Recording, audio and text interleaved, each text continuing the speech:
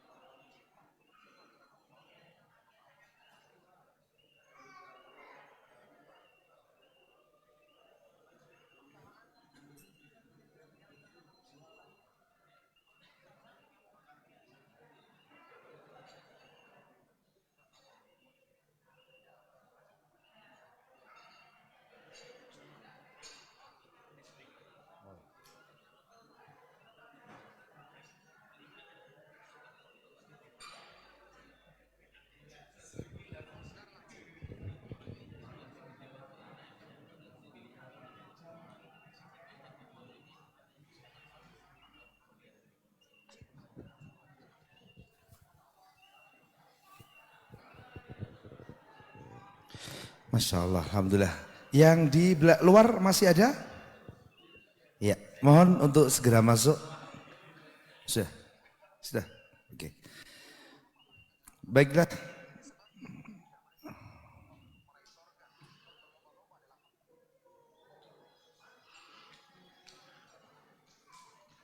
Baiklah hadirin yang berbahagia, yang dirahmati Allah SWT, monggo Ustaz. Waduh, dingin yang Mas Anas. Dingin, Anas ya Ustaz ya? Masya Allah. Bismillah.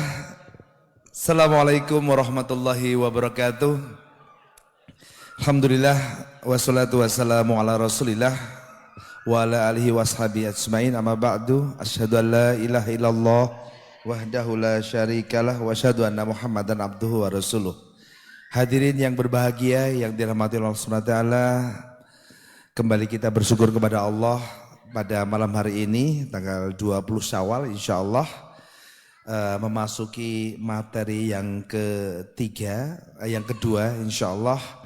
Dan Masya Allah senang sekali insya Allah pada kesempatan malam hari ini telah hadir dan insya Allah akan memberikan satu materi yang sudah disampaikan oleh panitia dengan beliau Ustadz Rizal Zulial Putrananda, yang insya Allah malam hari ini akan membawakan sebuah tema keluarga yang merindukan Allah. Masya Allah. Kalau kita lihat tema ini, ingat sekali dengan salah satu hadis Nabi Muhammad SAW yang kurang lebih artinya nanti biar beliau yang menjelaskan, bahwasanya Rasulullah Muhammad SAW menyampaikan barang siapa yang merindukan untuk berjumpa kepada dengan Allah, maka Allah pun juga merindukan untuk berjumpa dengan hambanya tersebut. Untuk ini bagaimana kita bisa menjadi keluarga yang senantiasa merindukan Allah, dan tipsnya bagaimana, ciri-cirinya bagaimana, dan apa keuntungannya ketika kita merindukan untuk bertemu kepada Allah. Insya Allah beliau Ustadz Rizal akan memaparkan kepada kita semuanya. Maka dari itu kepada para jamaah semuanya untuk bisa menyiapkan alat tulisnya untuk bisa dicatat, dan semoga Allah SWT melimpahkan kepada kita untuk bisa meluaskan rezeki kita untuk bisa menerima ilmu dari apa yang akan beliau sampaikan. Kepada beliau Ustadz, monggo Ustadz, kami haturkan Ustadz, monggo Ustadz. Baik, terima kasih Mas Wid. Jazakumullahu khairan.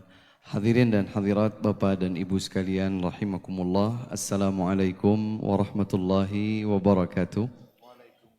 Alhamdulillah wassalatu wassalamu ala Rasulillah wa ala alihi wa sahbihi wa man walah, wa la hawla wa la quwwata illa billahi, amma ba'du.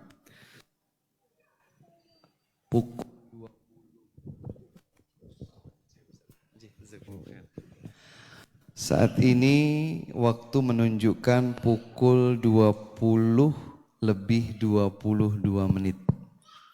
Saya mau bertanya dulu kepada jamaah sekalian. Kira-kira berkenan sampai jam berapa? Jam berapa? Jam 10. Masya Allah. Jam 10 ya.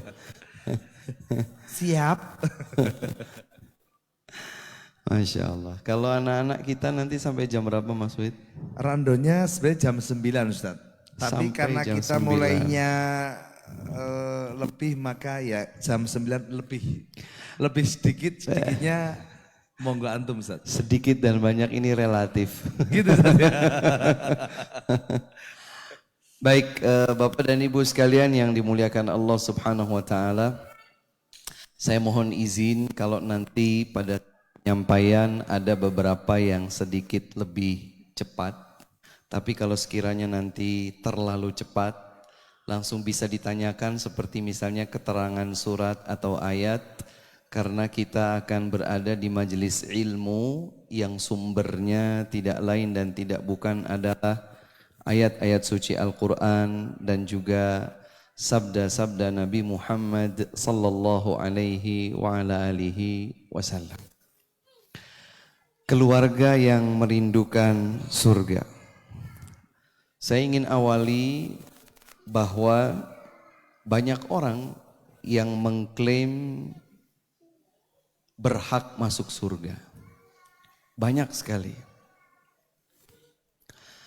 Di antaranya Allah Subhanahu wa taala mengungkapkan tentang perkataan ahlul kitab, kaum Yahudi, kaum Nasara, ya.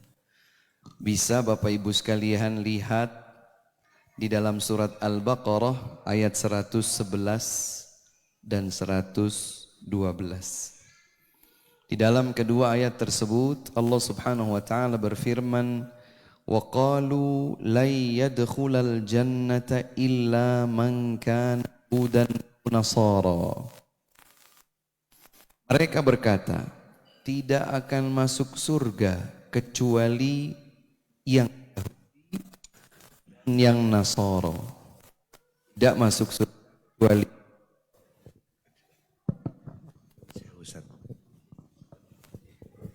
tidak masuk surga kecuali Yahudi dan Nasara. Subhanallah. Maka kemudian Allah Subhanahu wa taala membantah klaim tersebut.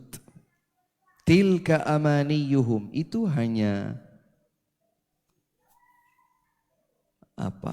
harapan, isapan jempol mereka, angan-angan mereka saja. Qul hatu burhanakum in kuntum shadiqin. Sampaikan wahai Muhammad, hadirkan buktinya kalau memang kalian berhak surga, hadirkan buktinya jika kalian memang benar.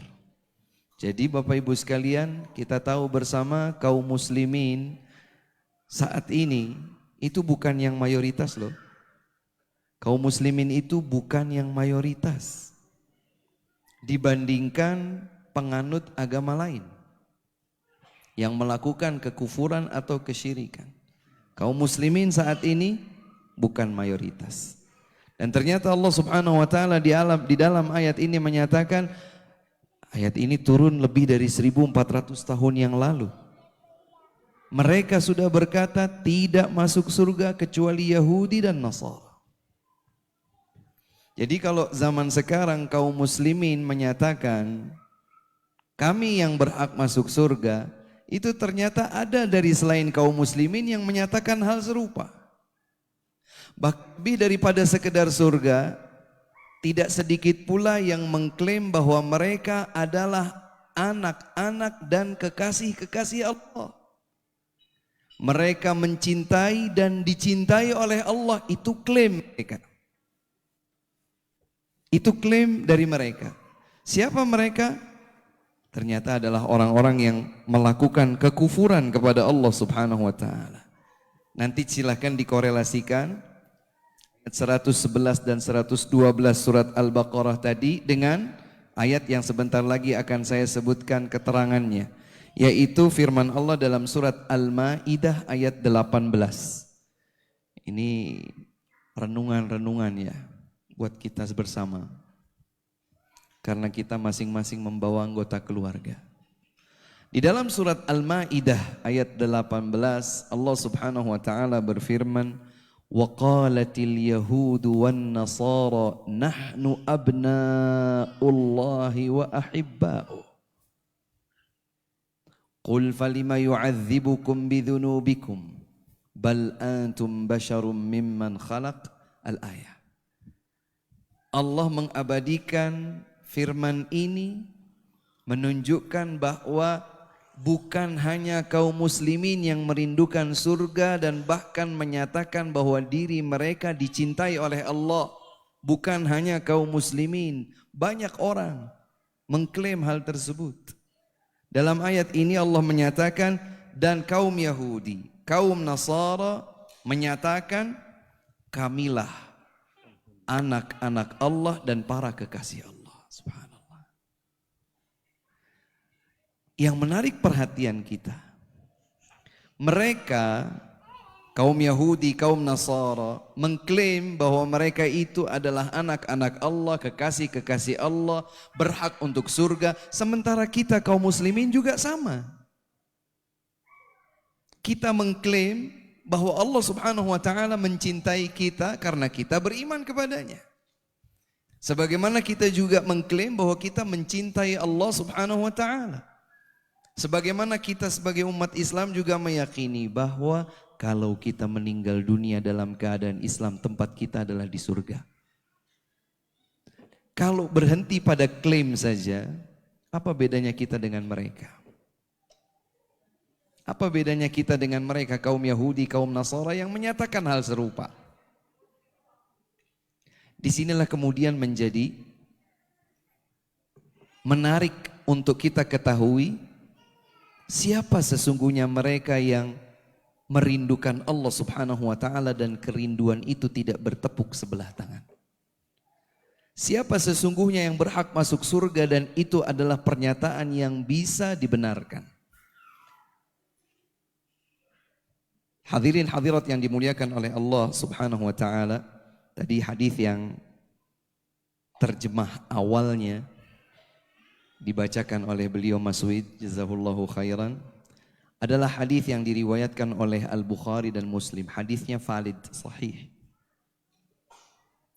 Rasulullah sallallahu alaihi wasallam pernah bersabda, "Man ahabba liqa Allah, ahabballahu liqa'ah. Wa man kariha liqa Allah, karihallahu liqa'ah." Saya terjemahkan dulu sampai di sini, hadisnya masih berlanjut. Kata baginda Nabi sallallahu alaihi wasallam, siapa yang mencintai, mendambakan, merindukan perjumpaan dengan Allah, niscaya Allah Subhanahu wa taala akan mencintai, mendambakan, merindukan perjumpaan dengannya. Berarti tidak bertepuk sebelah tangan ini. Gayung bersambut. Siapa yang mencintai perjumpaan dengan Allah, Allah pun mencintai perjumpaan dengannya. Sebaliknya kata Nabi, "Wa man kariha liqa Allah, karihallahu liqa'ah." Siapa yang benci perjumpaan dengan Allah, Allah pun benci perjumpaan dengannya. Ketika mendengar hadis ini, ibunda kita semua, ibunda kaum mukminin Aisyah radhiyallahu anha, beliau mengungkapkan kebingungannya sehingga beliau bertanya, "Inna lanakrahul maut." Rasul, kita semua enggak suka mati. Enggak ada di antara kita yang suka mati. Apa maksud pertanyaan dari ibunda Aisyah radhiyallahu anha? Beliau berpikir, kalau saya dan juga banyak orang, menurut ibunda Aisyah radhiyallahu anha, kalau saya dan juga banyak orang takut mati, enggak mau mati, apakah ini masuk ke dalam makna benci perjumpaan dengan Allah? Karena Kalau sudah meninggal dunia pasti akan ada pertemuan dengan Allah Subhanahu wa taala. Kebingungan itu mendorong Ibunda Aisyah radhiyallahu anha untuk bertanya. Dan ini yang semestinya juga menjadi prinsip kita. Kalau tidak paham hukum agama, tanya. Belajar kewajiban. Sebagaimana bertanya merupakan salah satu metode belajar, maka itu pun harus kita lakukan. Karena cepat atau lambat, kita terkadang kebingungan tentang hal-hal tertentu yang ada di dalam tuntunan agama kita. Maka penting untuk dilakukan proses talabul ilmi atau belajar berkesinambungan terus menerus. Apakah kajian-kajian intensif di masjid ataukah bersama keluarga sembari berlibur melakukan kegiatan seperti ini penting. Kita harus tahu tuntunan agama kita mendorong kita untuk bertanya.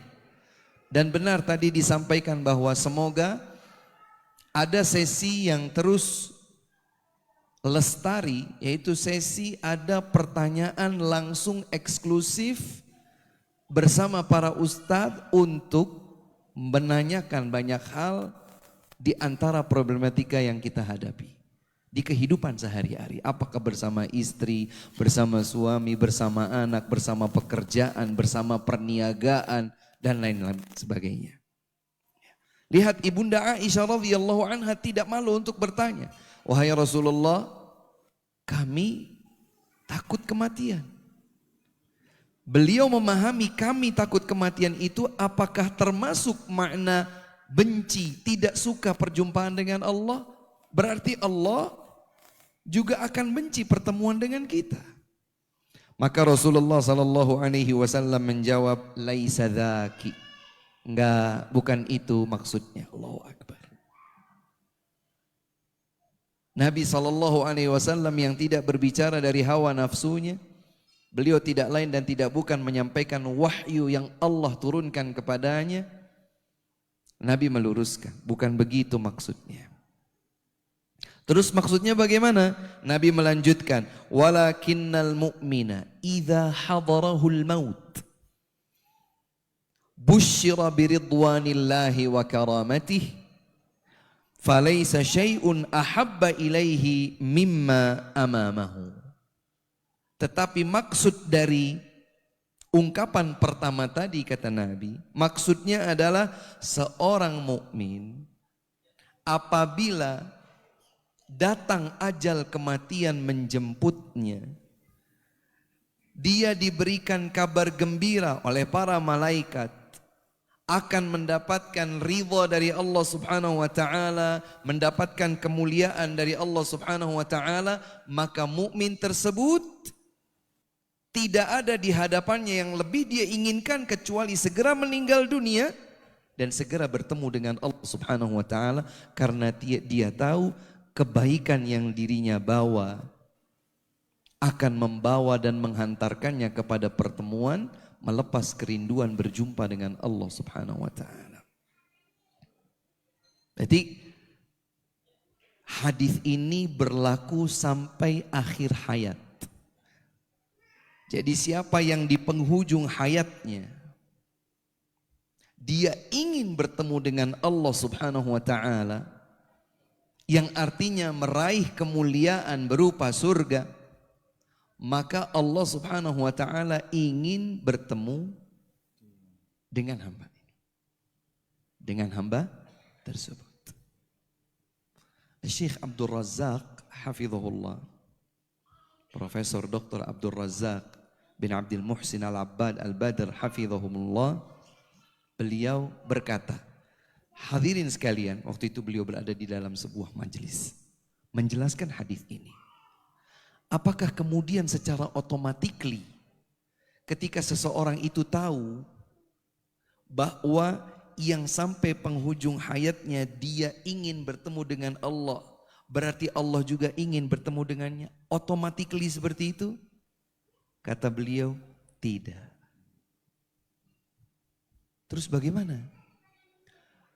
konsistensi seorang hamba di atas ketaatan kepada Allah itulah yang akan menghantarkannya hingga akhir hayatnya tutup dalam keadaan husnul khatimah, maka dia pun menyambut kabar baik yang disampaikan oleh para malaikat agar segera berjumpa dengan Allah Subhanahu wa taala. Banyak riwayat yang berkaitan dengan ini, di antaranya yang diriwayatkan oleh Imam At-Tabarani dan yang lain. Sanadnya sahih. Kata Nabi SAW, sesungguhnya seorang mukmin apabila sudah dekat ajalnya, maka akan diutus malaikat 1 tahun sebelum ajalnya itu tiba. 1 tahun sebelum ajalnya itu tiba. Untuk apa? Yusaddiduhu. Malaikat itu membuka pintu-pintu tasdid taufik kepada hamba ini untuk mempersiapkan diri ketika ajalnya tiba. Artinya Allah Subhanahu wa taala memudahkan hamba tersebut untuk melakukan kebaikan selama 1 tahun terakhir jelang tutup usianya. Apakah bisa diketahui Ustaz? Ya kalau dilihat artinya dengan kasat mata enggak kelihatan, malaikat itu enggak kelihatan. Hanya para nabi dan hamba-hamba pilihan Allah bisa melihat malaikat. Ada Ustaz selain nabi yang bisa lihat malaikat dalam bentuk yang lain. Seperti misalnya Maryam, ibunda Nabi Isa alaihi salam, bukan nabi. Tapi tatkala ada seorang tampan laki-laki rupawan yang datang kepadanya, qalat a'udzu birrahmani mink in kunta taqiyya. Karena enggak tahu, Maryam berkata, aku berlindung diri kepada Allah darimu sekiranya kau adalah hamba yang bertakwa. Ternyata kemudian dia berkata, saya adalah utusan Allah, malaikat yang menjelma menjadi manusia, rupawan. Jadi ketika Nabi SAW menjelaskan bahwa seorang hamba mukmin yang dicintai oleh Allah 1 tahun kurang lebih sebelum ajalnya tiba diberikan taufik oleh Allah Subhanahu wa taala, maka hamba tersebut Masya Allah setahun terakhirnya itu akan berbuat baik. Kalau dia punya hutang, dia segera nyaur hutangnya, segera dia tutup hutangnya. Kalau dia menyadari kemaksiatan yang dahulu dia lakukan, dia segera bertaubat kepada Allah Subhanahu wa taala, dia tidak tunda-tunda taubatnya. Lebih banyak istighfarnya, lebih konsisten dia menjalankan ibadahnya kepada Allah Subhanahu wa taala, banyak-banyak minta maaf dan seterusnya dan seterusnya. Selama lebih kurang 1 tahun sebagai tahun terakhir hidupnya, Allah berikan dia taufik. Makanya kata Nabi SAW dalam hadis yang lain, innamal a'malu bil khawatim. Sesungguhnya amal-amal itu menjadi penentu di bagian akhirnya. Karenanya Bapak dan Ibu sekalian hadirin yang dimuliakan Allah Subhanahu wa taala, ada loh memang hamba-hamba yang merindukan pertemuan dengan Allah. Ada. Siapa mereka? Orang-orang hamba-hamba yang diberikan taufik oleh Allah Subhanahu wa taala untuk konsisten melakukan kebaikan. Konsisten melakukan kebaikan. Terus. Sehingga ketika penghujung hayatnya itu adalah kebaikan, ketika benar-benar dia meninggal dunia, orang-orang di sekitar yang melihat dirinya akan memberikan persaksian baik. Fulan, Masya Allah, di waktu-waktu akhir hidupnya begini, begitu, insya Allah husnul khatimah. Ini pertanda memastikan gak bisa hak prerogatif Allah Subhanahu wa taala untuk menentukan hamba ini di surga atau di neraka. Dan ini berlaku bagi masing-masing hamba. Nah, konteksnya sekarang kan kita sedang bersama keluarga. Sebelum kita kepada konteks keluarga, izinkan saya untuk menyampaikan contoh dulu. Contoh. Di pribadi indah sejak di zaman Nabi SAW. di pribadi indah antara para sahabat radhiyallahu anhum, mereka yang merindukan surga. Saya sebutkan 2 contoh saja. Semoga ini memotivasi kita, Bapak Ibu sekalian, nanti bisa juga menyampaikan kepada putra-putrinya. Yang pertama adalah kisah bernama Rabi'ah bin Ka'ab al-Aslami. Siapa namanya Pak? Rabi'ah bin Ka'ab al-Aslami. Suatu hari, suatu malam, beliau bermalam bersama Nabi Muhammad sallallahu alaihi wasallam. Ketika bermalam, tentunya beliau memanfaatkan kesempatan. Maka beliau menjadi pelayan di malam tersebut bagi Nabi sallallahu alaihi wasallam. Diambilkan air wudunya, beliau antarkan Nabi untuk hajatnya dan seterusnya. Beliau layani Nabi sallallahu alaihi wasallam. Kemuliaan tersendiri bagi seorang sahabat bisa menjadi pelayan Nabi meski 1 malam. Di malam tersebut Nabi SAW bertanya kepada Rabi'ah, "Ya Rabi'ah sal." Wahai Rabi'ah, ajukanlah permintaan kepadaku. Jadi seakan-akan Nabi SAW menawarkan, "Kau mau apa dariku?" Spontan, enggak pakai loading, enggak lama, Rabi'ah berkata, "Ya Rasulullah, duhai Rasulullah, as'aluka murafaqataka fil jannah." Yang aku mau hanya 1. Doakan kepada Allah agar aku menjadi teman dekatmu di surga. Ini ungkapan cerdas seorang sahabat yang obsesi hidupnya adalah melepas kerinduan menjumpai Allah di surga. Nabi SAW memastikan permintaan Rabi'ah. Awa ghaira dhalik, apakah kau ingin mengajukan permohonan yang lain? Kata Rabi'ah, huwa dhaka ya Rasulullah. Enggak ada, itu saja. Jadi enggak mikir, minta apa ya? Enggak ada mas. Coba kita bayangkan, ini di dunia, di kehidupan nyata ya. Misalnya ada seorang ahli ilmu yang sangat kita muliakan, kita berkesempatan dekat dengan beliau, beliau tawarkan kepada kita, "Kau minta apa dariku?" Kira-kira kita akan ajukan apa? Kita kira-kira akan ajukan apa? Permohonan tersebut, pengajuan itu akan memberikan potret obsesi kita. Kalau obsesi kita dunia, ya permintaan kita, "Ustadz, saya jadikan asisten Ustadz." Misalnya gitu. Percayakan segala urusan Ustadz sama saya. Maka itulah obsesi kita. Dapat panggung, dapat ruang bagi seorang Ustadz yang kita muliakan. Tapi lihat bagaimana sikap Rabi'ah. Yang sepanjang hidupnya dia gak cari apa-apa. Dia cari surga. Tapi hebatnya Rabi'ah, di surganya nggak mau surga yang bawah. Ada surga bawah, ada surga tengah, ada surga tinggi, yang paling tinggi bersama Nabi dekat di surga. Berarti surga yang mana? Paling tinggi. Cerdas. Bukan hanya cerdas, tapi itulah obsesi dirinya. Itulah potretnya. Itulah kerinduannya. Dia tahu bahwa kehidupan dunia ini sebentar. Nanti di akhirat. Nanti di akhirat ada kehidupan panjang yang abadi. Sehingga ketika ditanya, "Awa ghaira dhalik?" Ya Rabi'ah, itu mungkin kau punya permintaan yang lain wahai Rabi'ah. Sekali lagi Rabi'ah enggak pakai loading, Pak. Huwa dzaka ya Rasulullah, enggak punya yang lain Rasul, itu saja. Subhanallah. Ini orang yang rindu surga, Pak.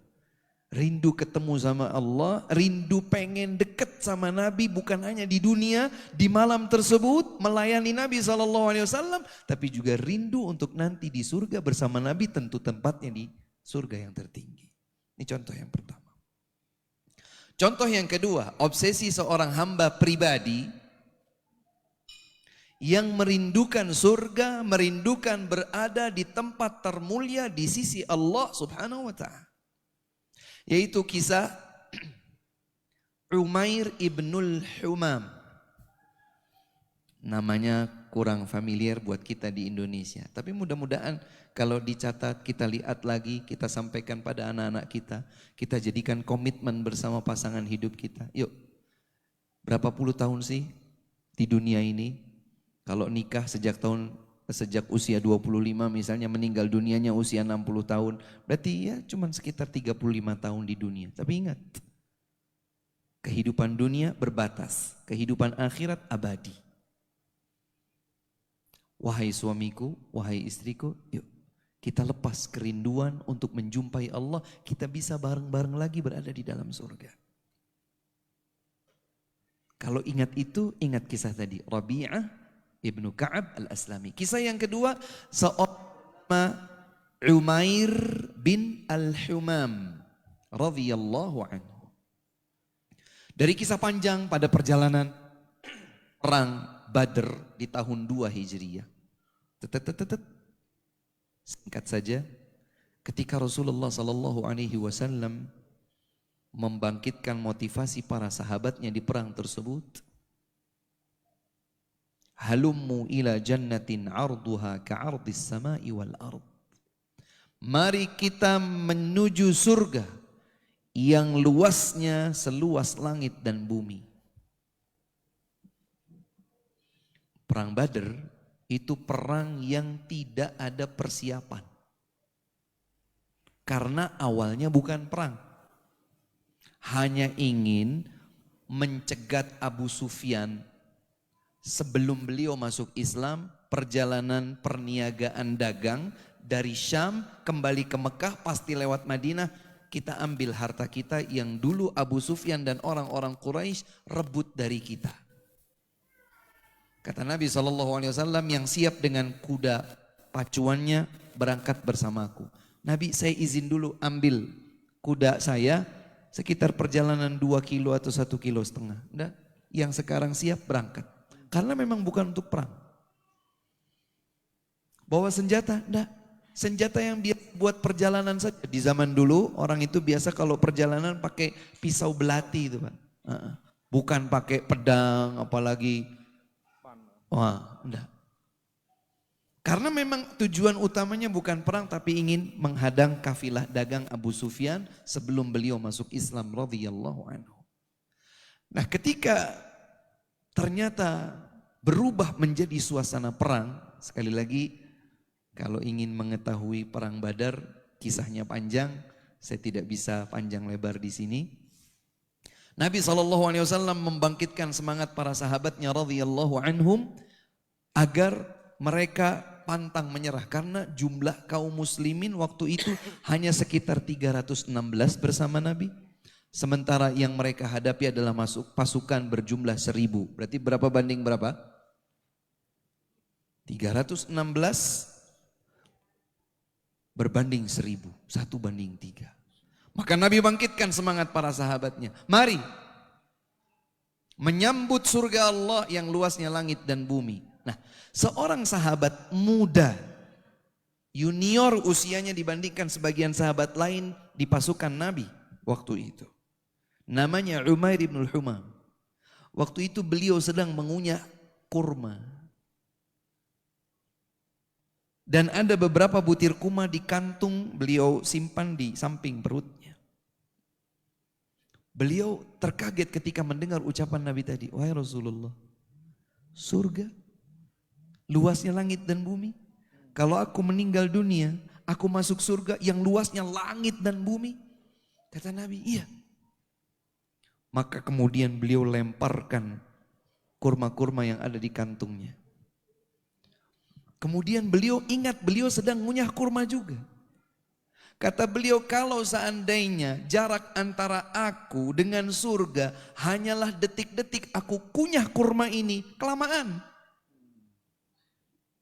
Maka dimuntahkanlah kurma yang ada di mulut beliau itu untuk segera menerobos ke medan pertempuran.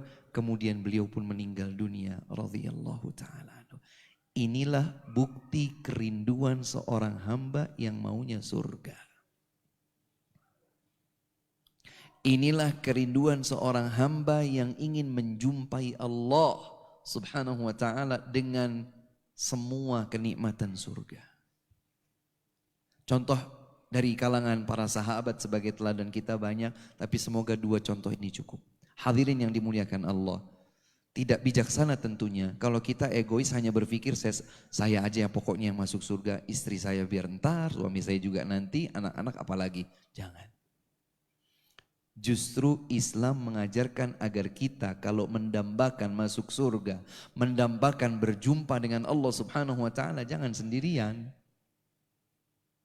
Bareng-bareng sama keluarga. Ajak serta mereka. Prosesnya dijalankan meskipun hasil di tangan Allah subhanahu wa ta'ala. Nabi Nuh alaihi salam ingin memberikan kepada keluarganya dan para pengikutnya yang beriman kemuliaan dunia dan kebahagiaan abadi di surga di akhirat. Maka beliau bersemangat, ayo naik kapal, naik kapal, naik kapal. Allah sudah beritahukan kepadaku keselamatan adalah hanya kalau kalian berada di atas kapal. 3 dari 4 putranya sudah naik ke atas kapal, tinggal tersisa 1. Nanti dilihat kembali, dibaca lagi, disimak lagi kajian tentang dakwah Nabi Nuh alaihi salam. Sam, Ham, Yafith naik ke atas kapal. Yam tidak. Dia naik ke atas bukit atau gunung. Dan terjadi dialog. Kalau terjadi dialog berarti jarak antara beliau dengan putranya itu dekat atau jauh? Dekat lah, wong nggak ada. Dan juga bukan pakai halo-halo. Ya bunayyar kam ma'ana. Nah ayo nak naik bersama kapal, di atas kapal bersama kami, ayo naik. Anaknya menyambut. Sa'awi ila jabal. Enggak ya. Artinya ajakan tersebut terdengar. Dan dijawab oleh putranya, enggak ayah, aku akan naik ke gunung saja. Dia akan melindungiku dari air. Diajak, diingatkan lagi. La asimal yawma min amrillahi illa man rahim. Enggak. Ayah ini dapat wahyu dari Allah. Ayah ini utusan Allah. Allah sudah menyatakan tidak ada yang selamat sekarang kecuali yang disayang oleh Allah. Caranya naik ke atas kapal. Ayo nak. Di tengah-tengah bincang tersebut, dialog tersebut, wahala bainahumal mauju fakana minal mughraqin. Terhalangi keduanya dengan sebuah hempasan ombak, maka ia pun termasuk yang hanyut dalam banjir. Banjir tapi ada ombak, karenanya para sejarawan mengatakan bukan hanya diazab dengan air dari atas dan dari bawah. Kaum Nabi Nuh alaihi salam ketika diazab dengan air, airnya itu diiringi dengan hempasan angin yang kencang. Sehingga bisa membuat ombak. Yang ingin digarisbawahi adalah kita orang tua semangat untuk mengajak anak masuk surga itu sampai kapan? Sampai akhir hayat. Prosesnya berjalan terus. Jangan kemudian egois, yang itu udah biar aja lepas. Lumayan udah ada 3. Enggak. 3 sudah selamat, 1 lagi semangat, selamatkan. Makanya Allah subhanahu wa ta'ala berfirman di dalam surat Ar-Ra'd, boleh dicatat lagi, nanti dirangkai, dilihat bersama-sama, dikaji ulang. Ya. Allah subhanahu wa ta'ala berfirman dalam surat Ar-Ra'd ayat 22 sampai 24. Nanti lihat juga ayat sebelumnya dan ayat sesudahnya. Tapi saya fokus ke 3 ayat ini. 22, 23, 24. Allah subhanahu wa ta'ala berfirman. وَالَّذِينَ صَبَرُوا ابْتِغَاءَ وَجْهِ رَبِّهِمْ. Ini sekaligus menjawab pertanyaan. Bagaimana caranya Ustadz? Agar saya bisa betul-betul merindukan Allah, itu menjadi kenyataan lepas kerinduan saya nanti di kehidupan akhirat di dalam surga. Caranya dijawab di dalam rangkaian ayat ini. alladzina sabaru ibtigha'a wajhi rabbihim. Sabar.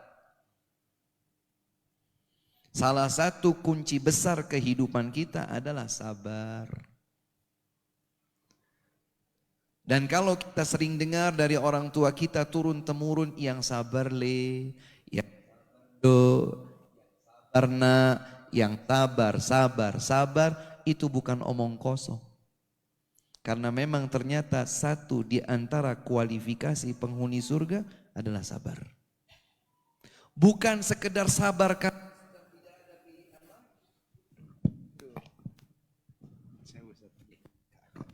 bukan karena sabar karena ya sudah jalannya buntu.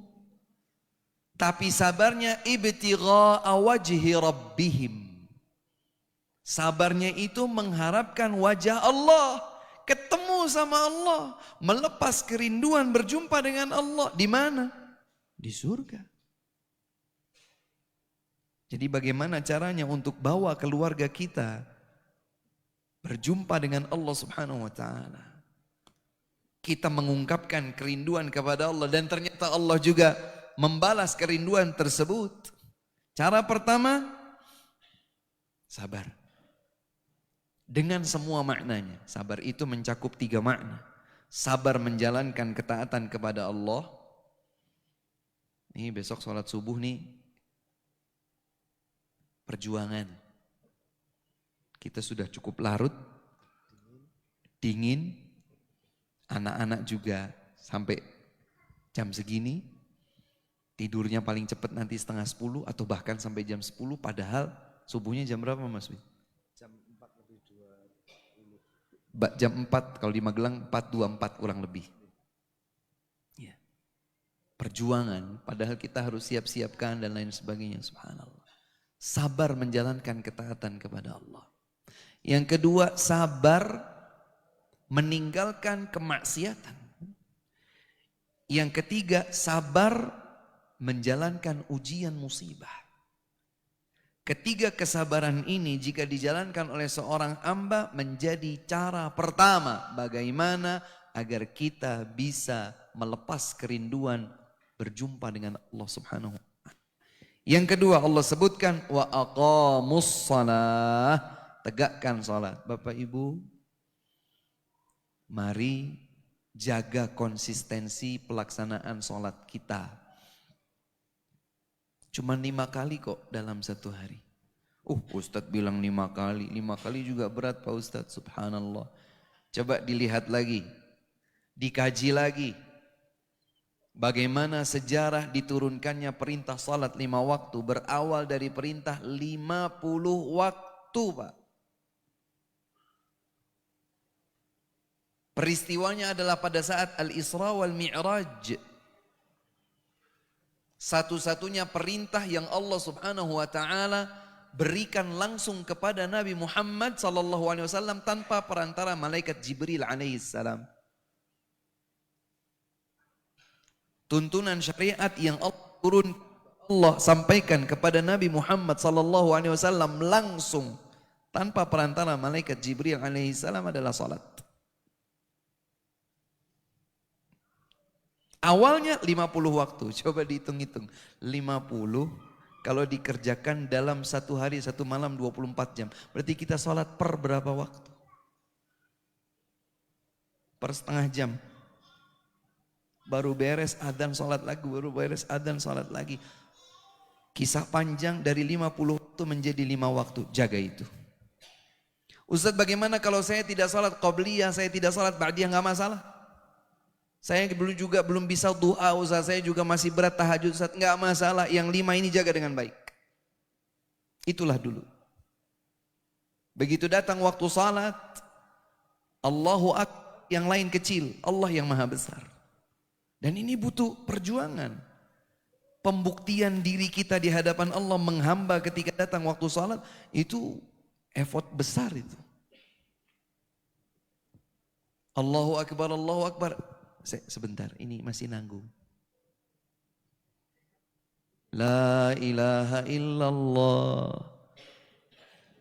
Sampai panggilan adzan berakhir masih saya sedih. Sebentar, enggak. Ini masih ada pelanggan, ini masih ada anu dan lain sebagainya. Nanti dulu. Insya Allah komatnya masih 10 menit lagi, masih 15 menit lagi. Saya masih keburu ini, itu. Subhanallah.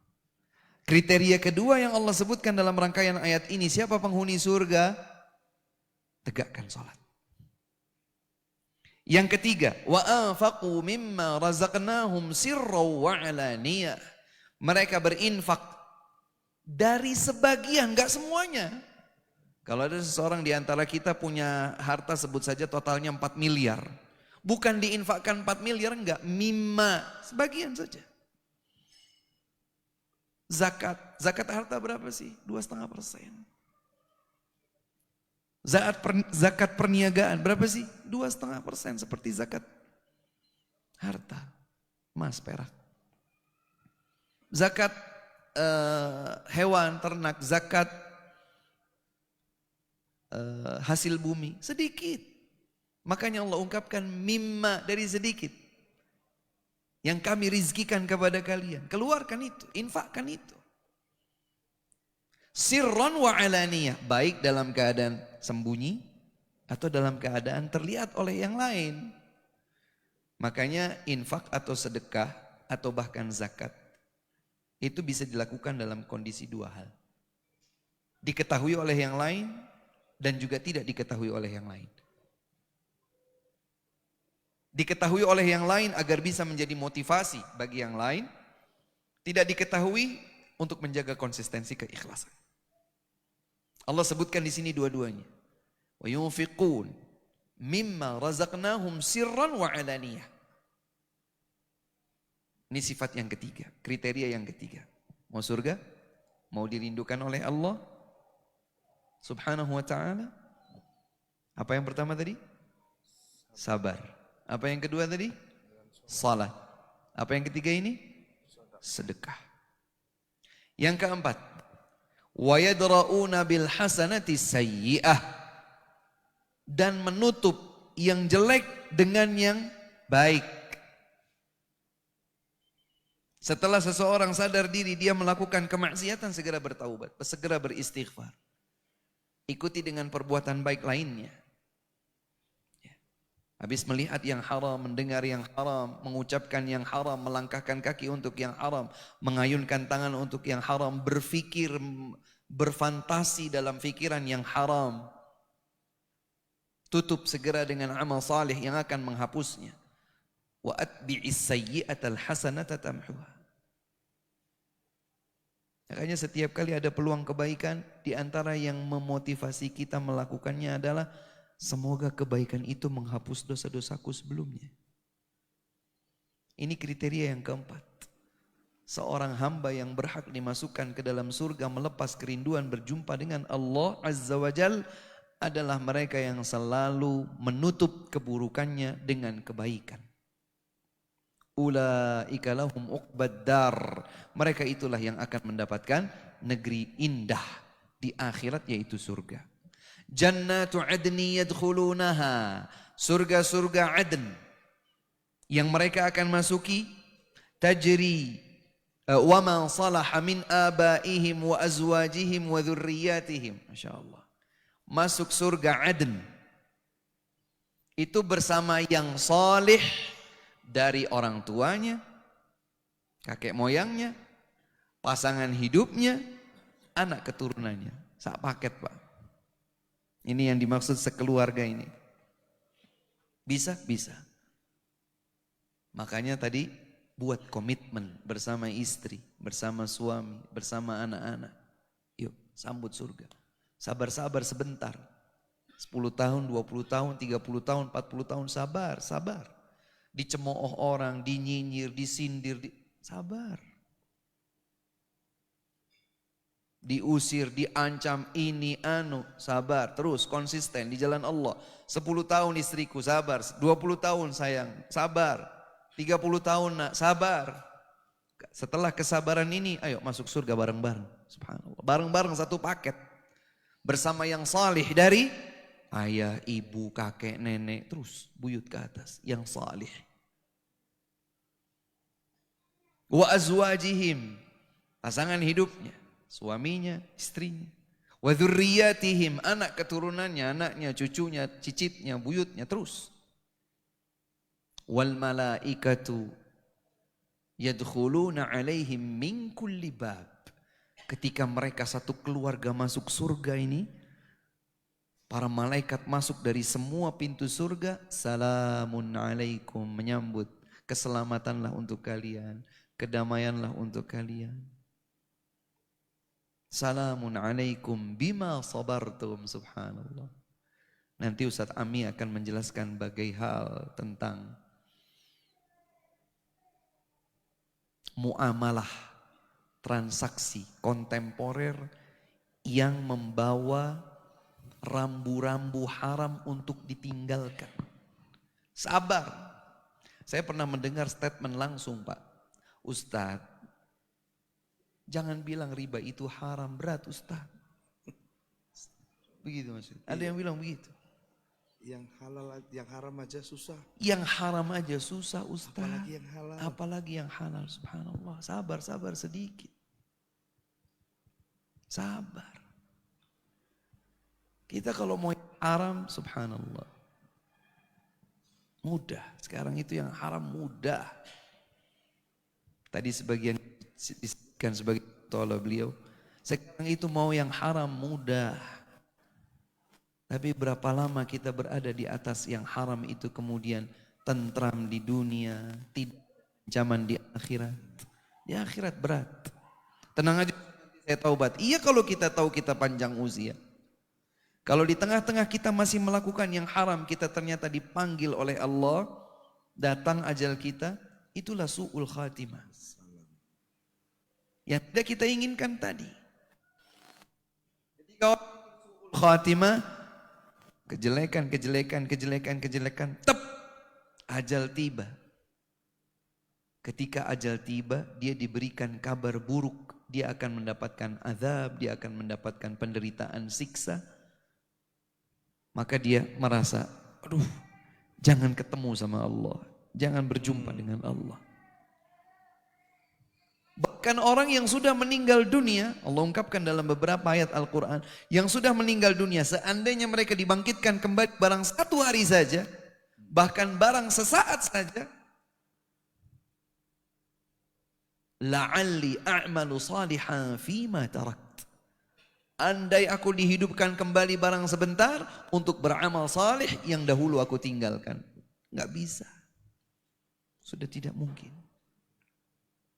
Karenanya hadirin yang dimuliakan Allah Subhanahu wa taala, masuk surga, melepas kerinduan berjumpa dengan Allah Subhanahu wa taala sekeluarga, bisa. Memungkinkan. Ada tuntunannya, ada. Bagaimana caranya? Ada di ayat 22, 23, 24 dalam surat Ar-Ra'd. Yang menguatkan ini juga adalah firman Allah Subhanahu wa taala dalam surat At-Tur. Surat At-Tur ayat 21. Panjenengan tulis dulu, nanti dilihat mushafnya. Dalam surat At-Tur ayat 21, Allah Subhanahu wa taala berfirman, "Walladzina amanu wattaba'athum dzurriyyatuhum biiman wa ma alatnahum min 'amalihim min syai'. Kullu imri'in bima kasaba rahin." Al-ayah. Hamba-hamba yang beriman dan keimanan mereka dilanjutkan oleh anak keturunan mereka, maka kami akan pertemukan mereka kembali dengan anak-anak mereka. Nanti kalau punya kitab tafsir Ibnu Katsir, sependek yang saya tahu ini juga sudah dialih bahasakan ke bahasa Indonesia. Saya lupa penerbitnya. Buka tafsir Ibnu Katsir. Beliau menukilkan tanpa penukilan riwayat, jalur riwayatnya langsung instan. Perkataan penjelasan Abdullah ibnu Abbas, sahabat Nabi yang paling tahu tafsir ayat Al-Quran tentang makna ini. Apa maksudnya dipertemukan? Kata Abdullah ibnu Abbas, Derajat surga orang tua dan anak, kalau mereka masuk surga bareng-bareng, belum tentu derajatnya sama. Boleh jadi orang tuanya karena lebih soleh, maka surganya lebih tinggi. Maka tatkala Allah Subhanahu wa taala berfirman, "Wa ma alatnahum min 'amalihim min syai'," dalam ayat tersebut, kami tidak kurangi sedikit pun kenikmatan mereka di surga. Maka kalau ayahnya surganya di atas, anaknya surganya di bawah, bukan ayahnya kemudian silakan kau mau ketemu dengan anakmu di surga, nah di situ tuh. Kemudian ayah yang diturunkan, enggak, karena kalau diturunkan berarti kenikmatan surganya berkurang. Karena setiap tingkatan surga itu semakin tinggi, semakin indah dan istimewa kenikmatannya. Maka untuk memuliakan si ayah yang tingkatan surganya sudah di atas, si anak ini yang diangkat ke atas. Begitu pula sebaliknya. Kalau ternyata tingkatan surganya si anak yang lebih di atas, orang tuanya yang diangkat, didongkrak untuk bisa ketemu dengan anaknya di tingkat atas. Tapi syaratnya tadi, wattaba'athum dzurriyyatuhum biiman. Keimanan si orang tua dilanjutkan oleh anak. Sebab praktisi pendidikan. Saya ingin sekali mengingatkan diri saya, keluarga saya tercinta, Bapak dan Ibu sekalian sebagai para orang tua. Perhatikan baik-baik pendidikan anak-anak kita. Bukan semata-mata hanya sekedar cari lembaga pendidikan yang orang bagus, bukan. Tapi betul-betul kita dari waktu ke waktu memperhatikan perkembangan pendidikan anak-anak kita, terutama pendidikan agama. Demi Allah, jarang orang tua itu meninggal dunianya bareng-bareng sama anak, itu jarang. Umumnya semakin usia duluan meninggal dunianya dalam kondisi normal. Maka suami biasanya duluan, biasanya. Habis itu istrinya, habis itu anak yang paling tua, begitu. Maka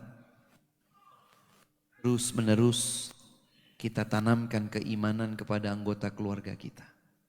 Kita ingin bersama-sama sekeluarga melepas kerinduan menjumpai Allah Subhanahu wa ta'ala, agar Allah Subhanahu wa ta'ala pun mendambakan pertemuan dengan kita.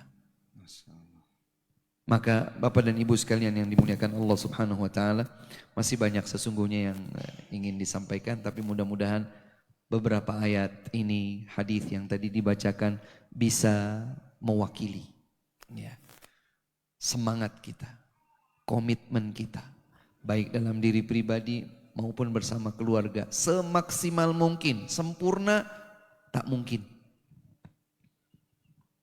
Istaqimu walan tuhsu, kata Nabi. Istiqomahlah, tapi kalian gak mungkin sempurna. Walakin saddidu wa qaribu. Tetapi terus menuju yang benar atau selalu mendekati yang benar kalau tidak bisa persis. Sempurna susah. Tapi setidaknya ada upaya optimal sebisa mungkin. Apalagi kalau melihat kondisi zaman seperti sekarang, Masya Allah. Bapak Ibu sekalian, anak-anak kita menghadapi gelombang fitnah yang sedemikian dahsyat. Ya, mudah-mudahan nanti ada pertemuan yang lain bisa saya sedikit jelaskan tentang ini.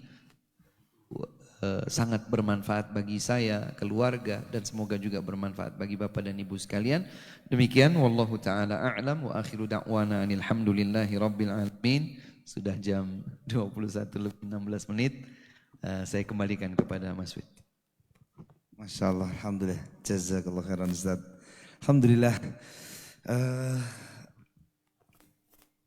Ada masih, kita mau diselesaikan atau masih mau ada ya pertanyaan? Molor sedikit lagi? Oke, monggo dipersilakan. Pertanyaan, kalau tidak ada nanti Ustadz yang bertanya. Ada hadiahnya soalnya. Monggo, dari bapak-bapak? Oke. Mik, oke.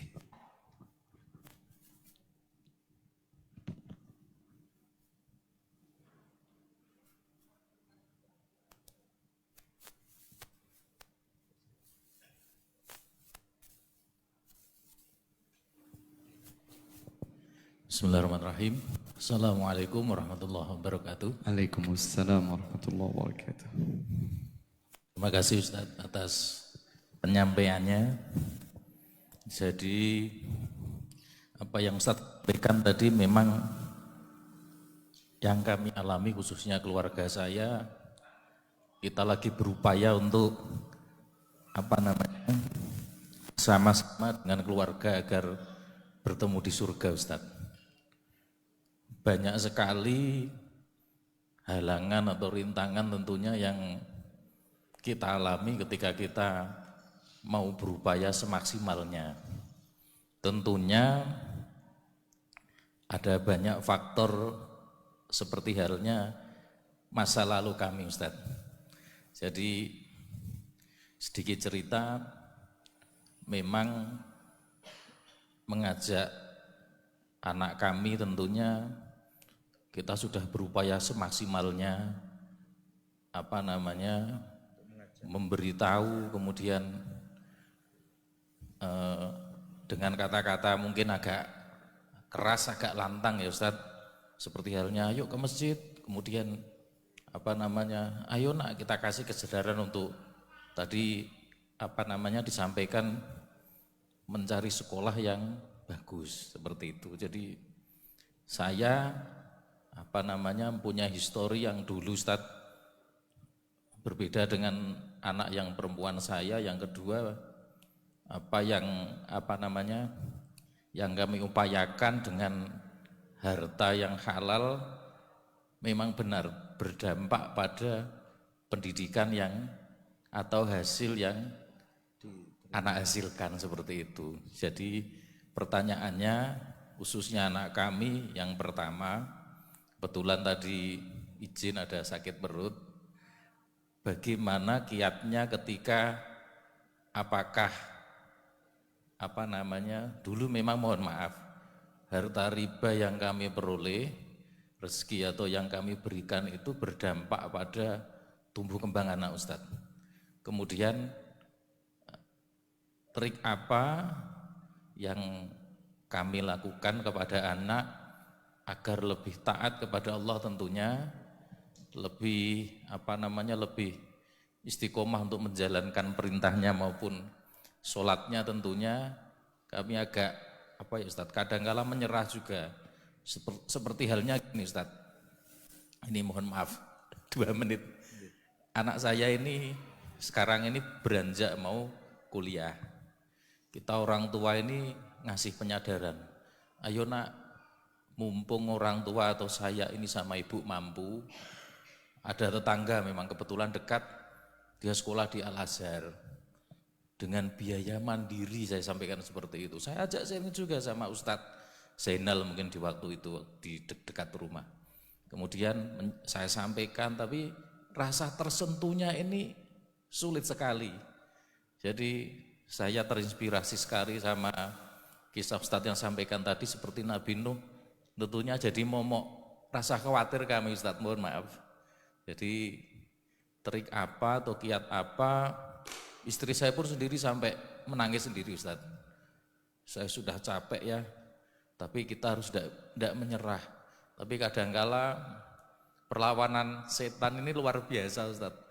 Kami upayakan ketika ada daurah kayak gini, kita alhamdulillah dimanapun, seperti kemarin di Bogor sama Ustadz Khalid itu kita datang.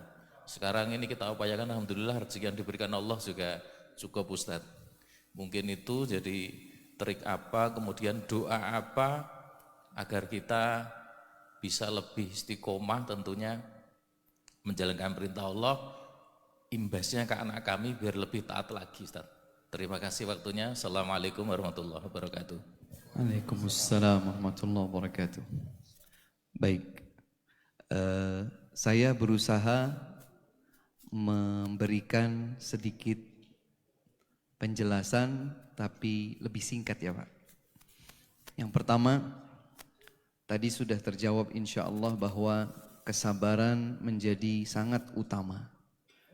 Termasuk ketika kita diuji oleh Allah Subhanahu wa Ta'ala, ketika ingin lebih baik dari sebelumnya, ternyata membawa dampak kepada buah hati kita. Kita bersabar. Bersabar dengan ujian anak yang belum satu frekuensi bersama kita. Dan di antara triknya Pak, itu lakukanlah secara bertahap. Maksudnya bertahap bagaimana? Begini. Kadang-kadang kita itu punya standar kalau anak sudah diajak sholat sregep, berarti anak saya sudah baik. Kalau belum sregep alias masih malas-malasan, berarti anak saya belum baik. Idealisme ini boleh jadi melewati tahapan-tahapan sebelumnya yang belum terlewati dengan baik. Apa maksudnya? Maksudnya adalah awalilah kita ketika mengajak anak-anak kita itu mengingatkan selalu tentang Allah Subhanahu wa taala. Hubungkan anak kita dengan Allah bukan langsung dengan perintah. Seperti misalnya mengajak anak kita untuk lebih banyak berzikir mengingat Allah, bersyukur kepada Allah Subhanahu wa taala. Jadi ketika misalnya kita di meja makan, kita ajak mereka untuk bersyukur kepada Allah. Ketika kita lihat hujan turun, kita ajak dia merenung, kembalikan dia kepada Allah. Setiap kali ada momen kebersamaan kita dengan anak ingin menanamkan sesuatu agar ia dekat kepada Allah, jangan langsung ke misalnya sholat dan lain sebagainya. Walaupun itu tetap berjalan ya Pak. Tapi tahapan-tahapan basic ini harus ditanamkan kuat. Banyak orang tua yang menghadapi problem di mana anaknya itu diajak sholat, kalau laki-laki diajak ke masjid susah sekali misalnya. Atau sekedar untuk sholat susah sekali. Nah selain sholat itu tetap kita ajak, kita gelitik anak kita itu dengan sesuatu yang membuat dia memang harus terhubung langsung dengan Allah Subhanahu wa taala. Terhubung langsung dengan Allah Subhanahu wa taala. Misalnya, ayah aku sakit, Masya Allah. Ya gak apa-apa nak. Sakit itu adalah ujian dari Allah. Kau sabar, minta kepada Allah kesembuhan. Ayah aku begini, ibu aku begitu. Ingatkan, kembalikan dia kepada Allah Subhanahu wa taala. Ketika semakin terus tertanam demikian, maka nanti harapannya ketika disebutkan nak itu wajib, yuk kita jalankan, dia akan lebih bisa menerima. Nah itu larangan, tinggalkan. Dia akan lebih bisa menerima. Ya. Jadi tahapan-tahapannya ini sebisa mungkin dijalankan dengan baik, terutama menanamkan tauhid. Saya coba sebutkan satu contoh kecil. Rasulullah SAW menikahi Ummu Salamah dalam keadaan janda Pak. Ummu Salamah membawa putra dari suami pertamanya yang meninggal dunia yaitu Abu Salamah bernama Umar bin Abi Salamah. Satu meja hidangan dengan Nabi SAW. Bapak sambungnya. Kemudian Umar bin Abi Salamah ini seakan mengacak makanan yang ada di meja hidangan. Maka Nabi SAW menyatakan, ya gulam, nak, sammillah, bacalah bismillah. Kul biyaminik, makanlah dengan tangan kanan. Kul mimma yalik, makanlah dari yang terdekat. Baca bismillah, makan dengan tangan kanan, makan dari yang terdekat. Dari ketiga poin ini, mana sih sesungguhnya yang paling berkaitan dengan perbuatan si Umar kecil ini? Yang pertama, yang kedua, atau yang ketiga? Yang keberapa? Yang ketiga. Bacalah bismillah. Makanlah dengan tangan kanan, makanlah dari yang terdekat. Kan yang paling berhubungan dengan perbuatan mengacak makanan kan yang nomor 3. Tapi Nabi ingatkan dulu samillah, hubungkan dia dengan Allah. Ini tauhid. Kul biyaminik, makanlah dengan tangan kananmu, ini hukum. Kul mimma yalik, ini etika akhlak. Makanlah dari yang terdekat. Jadi kalau misalnya ini ada makanan, sama dengan makanan yang ada di sini. Saya ngambilnya yang di sini, ngacak. Ini hukumnya apa? Makruh saja, tidak sampai haram. Tapi kalau makan dengan kiri, ini hukumnya haram. Jadi lihat bagaimana Nabi SAW ketika mengatasi problem yang ada di hadapan beliau tentang anak sambungnya. Beliau menanamkan secara bertahap dari tauhidnya, kemudian halal haramnya, baru kemudian attitude-nya. Nah, tahapan seperti ini yang kadang-kadang kalau terlewati, maka nasihat kita kontraproduktif. Kita dapatkan anak kita justru melawan kita. Nggak bisa nih. Sementara kita dalam kondisi seperti itu hanya menyalahkan, nah ini memang salah saya dulu. Iya memang mungkin. Tetapi memang di sisi yang lain di dalam kita beramar ma'ruf nahi mungkar memang ada urutannya. Ini trik. Yang terakhir doa apa yang dipanjatkan banyak sebetulnya. Tapi diantaranya untuk bisa tetap istiqomah insya Allah doanya kita sudah hafal semua. Ya muqallibal qulub tsabbit qalbi ala dini. Perbanyak doa ini. Bapak ibu sekalian kita sebagai para orang tua perbanyak doa ini. Selain kita memperbanyak istighfar kepada Allah subhanahu wa ta'ala. Perbanyak doa meminta keteguhan hati kita di atas agama Allah. Ya muqallibal qulub tsabbit qulubana ala dinik. Nabi SAW mengingatkan kepada kita bahwa fitnah itu seperti seperti gelombang ombak. Seperti potongan malam. Nabi bersabda, badiru bil a'mali fitanan. Bergegaslah kalian beramal karena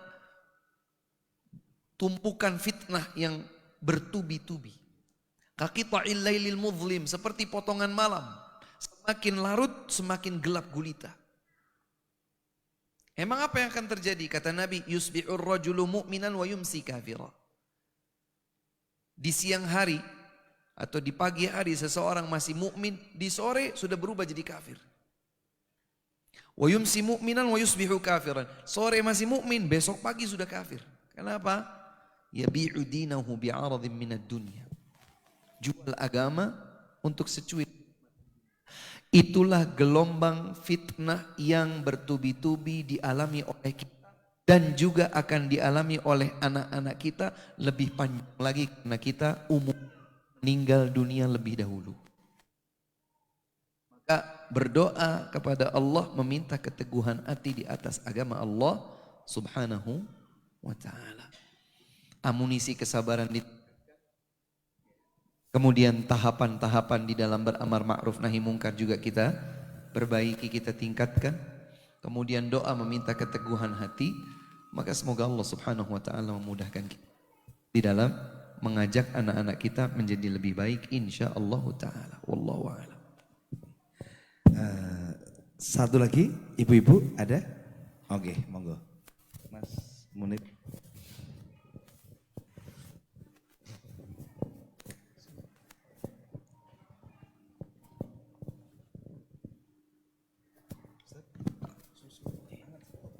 Bismillah, Assalamualaikum warahmatullahi wabarakatuh. Waalaikumsalam warahmatullahi wabarakatuh. Begini Ustadz, untuk kami sebagai orang tua itu insya Allah visi misinya untuk mendidik anak itu sudah sama. Tapi layaknya sepeda, roda di depan kadang berputar lebih kencang atau sebaliknya. Nah itu terkadang itu melelahkan Ustadz. Nah bagaimana kiat-kiat untuk menyamakan energi itu atau malah itu sunatullah gitu. Terima kasih, jazakallah khair. Wa jazakillah khair. Barakallahu fikum. Tidak terlalu jauh berbeda dengan yang pertama. Maka ya kita semua orang tua sama. Mau ustadz mau bukan ustadz sama. Ketika menghadapi ujian anak, yang pertama kali harus kita perbanyak adalah sabar. Sabar. Karena kondisi anak-anak kita, pertama mereka belum satu nalar dengan kita. Visi misi mungkin sudah sama. Tapi nalar jangkauan dia berpikir dan memahami sama, itu mungkin temponya belum sama. Motivasi dia untuk meraih surga belum sekuat motivasi orang tuanya meraih surga. Walaupun sudah sama-sama pengen surga. Apalagi kalau anak-anak kita, mohon maaf Bapak Ibu, adalah di waktu-waktu atau di masa-masa pubertas. Kita akan menghadapi anak-anak yang punya kecenderungan merasa boleh dong saya berbeda pendapat sama ayah bunda. Bener gak gitu kira-kira?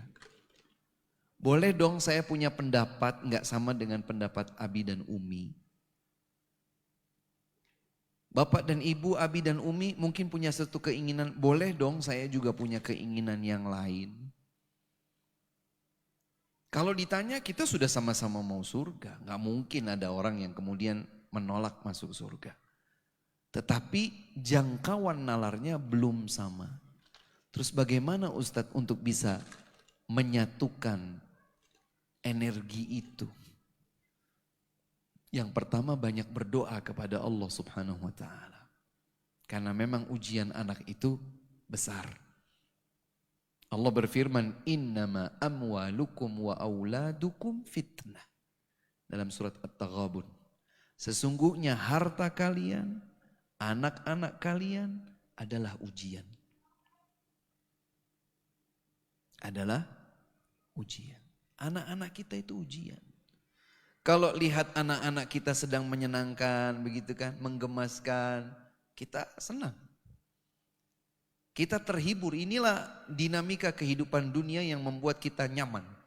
Tapi giliran kita lihat anak kita berulah, anak kita bikin jengkel dan lain sebagainya, tertuntut untuk sabar. Inilah ujian. Ya. Apalagi kata Nabi SAW, ini juga perlu kita tahu. Dari hadis Anas diriwayatkan oleh Al-Bukhari. Kata Nabi SAW, la ya'ti alaikum zamanun illa walladhi ba'dahu syarrum minhu hatta talqaw rabbakum. Tidak datang suatu masa, kecuali masa berikutnya tidak lebih baik dari masa tersebut. Saya coba ilustrasikan dengan tahun mungkin ya, atau era. Era 2000-an secara umum tidak lebih baik daripada era 90-an. Kurang lebih begitu. Era 2020-an tidak lebih baik daripada era 2000-an. Artinya kalau kita berharap anak kita itu di usianya, kita pengen seperti kita dulu di usia seperti itu, tentu bisa. Karena sunnatullah disebutkan dalam hadis ini tidak akan datang suatu zaman kecuali zaman berikutnya lebih buruk dari zaman itu secara umum. Sampai kapan itu Ustaz? Kata Nabi, hatta talqaw rabbakum, sampai kalian menjumpai Allah Subhanahu wa taala, terus begitu.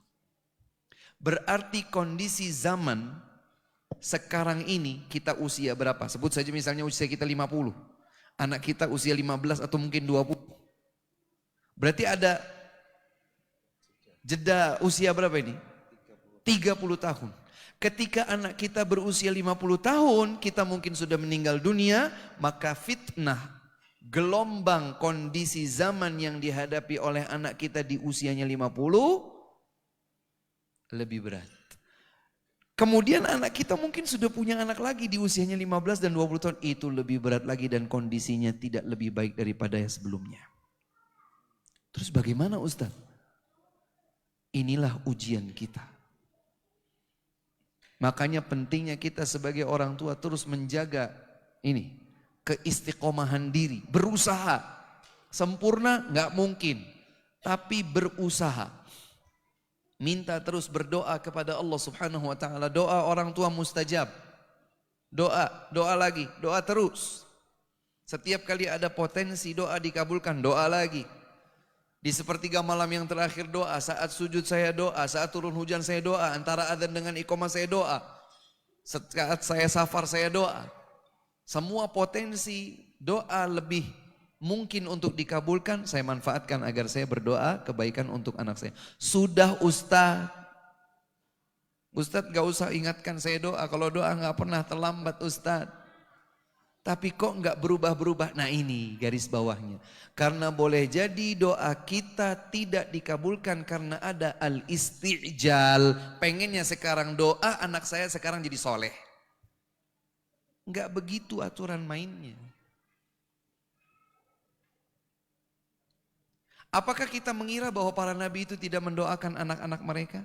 Nabi Nuh alaihi salam, apakah kira-kira kita menduga Nabi Nuh alaihissalam tidak mendoakan 1 dari 4 anaknya itu? Pasti didoakan. Tapi apa yang terjadi? bukan di tangan manusia.